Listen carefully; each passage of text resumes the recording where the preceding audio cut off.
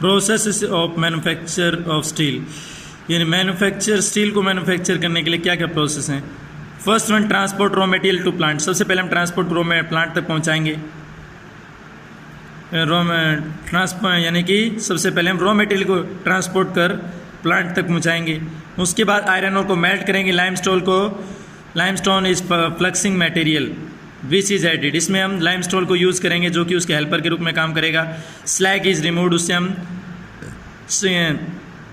जो वेस्ट में आयरन है, वेस्ट आयरन का जो मेटल का जो वेस्ट मटेरियल है, मेटल का जो वेस्ट मटेरियल है उसको हटा देंगे। Coke is burn to heat the, coke को हम बर्न करेंगे, आयरन कोक को बर्न करेंगे और को हीट करने के लिए। मोल्टन, उसके बाद पिग आयरन बनाएंगे हम। Molten materials poured into moulds called pigs. Molten material, हमारी जो पिघला हुआ मटेरियल उसको हम मोल्ड सांचों में डालेंगे और हम पिग्स बनाएंगे, कोल्ड पिग्स, यानी कि डलवा लोहा जिसको हम कह सकते हैं। देन शेपिंग, देन हम स्टील मेकिंग, उसके बाद हम स्टील मेकिंग का प्रोसेस शुरू करेंगे। Pig iron is further purified bye melting. Pig iron को दोबारा प्योरीफाई करेंगे एंड ऑक्सीडाइजिंग द इम्प्योरिटी, उसकी इम्प्योरिटीज़ को, उसकी जो अशुद्धियाँ, उसकी जो कमियाँ हैं, उसके अंदर जो भी इम्प्योरिटी आई है यानी कि जो प्योर नहीं बना है, वो जो उसमें अशुद्ध है उसको हम ऑक्सीकरण करेंगे उसका। देन मैग्नीज निकल क्रोमियम, उसके अंदर हम मैग्नीज निकल क्रोमियम को प्लस करेंगे। देन रोलिंग प्रेसिंग कास्टिंग, उसके बाद शेपिंग मेटल, हम रोलिंग और प्रेसिंग और कास्टिंग, यानी कि उसके बाद का हमारा जो कार्य रहेगा वो रोलिंग करेंगे और उसके बाद प्रेसिंग एंड देन कास्टिंग ढलाई करेंगे और देन फॉर्जिंग कढ़ाई करेंगे। इस तरह यानी ये प्रोसेस फिर मेटल, इससे हमारा मेटल बनेगा। Then now we study about integrated plant. Integrated plant क्या है? What do understand by integrated plant? Integrated plant is large, यानी कि इंटीग्रेटेड प्लांट्स क्या होते हैं? लार्ज, एक बड़े प्लांट होते हैं। Integrated plant is large handles everything, जो सभी चीज़ों को हैंडल्स करते हैं इन वन कॉम्प्लेक्स, एक ही कॉम्प्लेक्स के अंदर इसमें सभी चीज़ों को हैंडल किया जाता है। यानी integrated plant is integrated steel plant. What do understand by integrated steel plant? Integrated steel plant is large handles everything, जिसमें हम सभी चीज़ों को हैंडल्स करेंगे एक ही कॉम्प्लेक्स के अंदर। From putting together raw material, जिसमें हम रॉ मटेरियल को डालने से लेकर टू स्टील बनाने तक। रोलिंग एंड शेपिंग, जिसमें हम रोलिंग और शेपिंग का काम भी शामिल करेंगे। Most of the public sector undertaking market, ज़्यादातर हमारी जो पब्लिक सेक्टर अंडरटेकिंग मार्केट्स हैं, there steel through steel authority of India LTD, यानी हमारी जो पब्लिक सेक्टर, ज़्यादातर हमारी जो पब्लिक सेक्टर अंडरटेकिंग मार्केट्स हैं, पब्लिक सेक्टर अंडरटेकिंग मार्केट्स अपने स्टील्स को, पब्लिक सेक्टर अंडरटेकिंग मार्केट अपने स्टील को steel authority of India LTD के द्वारा सेल करती हैं, यानी स्टील सेल के द्वारा सेल करती हैं। Most of the public sector, यानी कि इंडिया की जो most of the public sector है, यानी कि सरकार के अंडर में जो मार्केट है स्टील की, सरकार के अंडर में जो स्टील प्लांट, सरकार के अंडर में जो मार्केट हैं, सरकार के अंडर में जो मार्केट्स हैं, वो अपने स्टील की जो मार्केट्स हैं वो अपनी स्टील को एसएल के द्वारा सेल करती हैं। एसएल के यानी कि steel authority of India. Bharat की जो ज़्यादातर है ना, भारत की जो mostly public sector undertaking markets हैं, भारत की जो mostly public sector undertaking markets है, वो अपने स्टील को steel authority of India LTD द्वारा सेल करती हैं। वह अपने स्टील को स्टील अथॉरिटी ऑफ इंडिया द्वारा सेल करती हैं। In the 1950 China and India produced almost the same quantity of steel. 1950 के अंदर चाइना और इंडिया ने 1950 के अंदर चाइना और India same quantity of steel को प्रोड्यूस करते थे। Today China is the largest producer of steel, लेकिन एट प्रेजेंट टाइम में चाइना विश्व का सबसे बड़ा प्रोड्यूसर है, विश्व का सबसे बड़ा स्टील प्रोड्यूसर है। लेकिन 1950 में क्या था? 1950 के अंदर चाइना और इंडिया की जो स्टील प्रोडक्शन की क्वांटिटी थी लगभग सेम थी, ऑलमोस्ट द सेम, लगभग सेम थी। लेकिन एट प्रेजेंट टाइम में China is the largest producer of steel. At present time में चाइना विश्व का सबसे बड़ा स्टील उत्पादक देश है।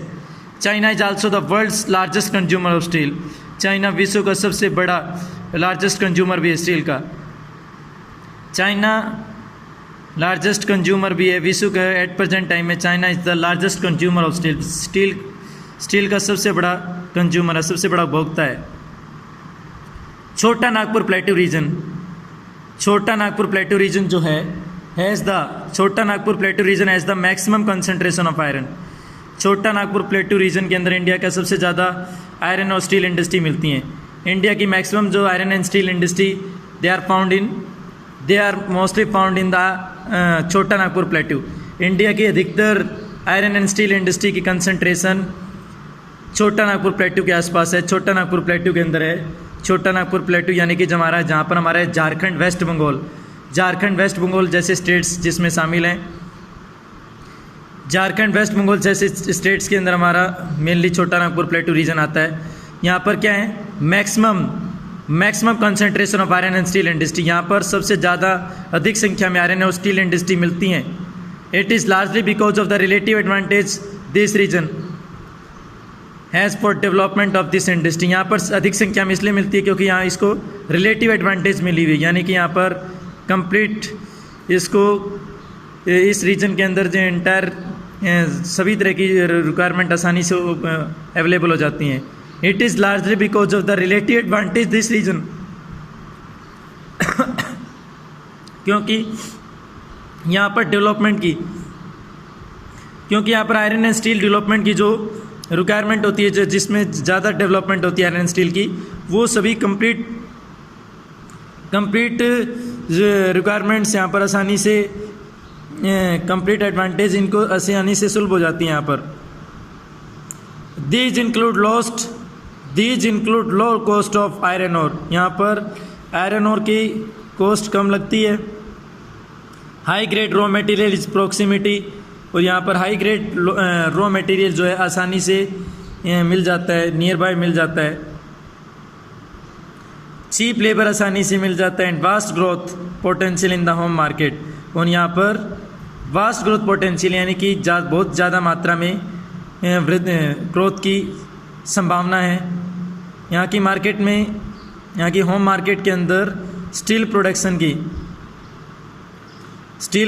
की संभावना, यहाँ की होम मार्केट के अंदर स्टील ग्रोथ की जो विस्तृत संभावना है। Though India is an important iron and steel producing country. हालांकि India important iron steel producing country है विश्व के अंदर, लेकिन अभी भी इंडिया विश्व के अंदर important iron steel producing country है, लेकिन we are not able to perform to full potential largely. लेकिन हम अपनी पोटेंशियल का, अपनी संभावना को कंप्लीट यूज़ नहीं कर पा रहे हैं। लेकिन we are not able to perform to our full potential largely, लेकिन हम विस्तृत स्तर पर, बड़े स्तर पर हम अपनी फुल पोटेंशियल को यूज़ नहीं कर रहे हैं, फुल पोटेंशियल को परफॉर्म नहीं कर पा रहे हैं। इसका फर्स्ट रीज़न क्या है, high cost and limited availability of cooking oil. हमारे यहाँ पर आयरन ओर की ज़्यादा कॉस्ट होना और limited availability of cooking oil, और कुकिंग कोल की अवेलेबिलिटी बहुत कम है। लोअर प्रोडक्टिविटी ऑफ लेबर, और लेबर की प्रोडक्टिविटी भी कम है। इरेगुलर सप्लाई ऑफ एनर्जी, और नियमित एनर्जी सप्लाई न होना भी इसका एक प्रमुख कारण है। Poor infrastructure is also the reason, यानी these are the reasons that we can not perform our full potential, that's why we cannot at present time large producer country of steel.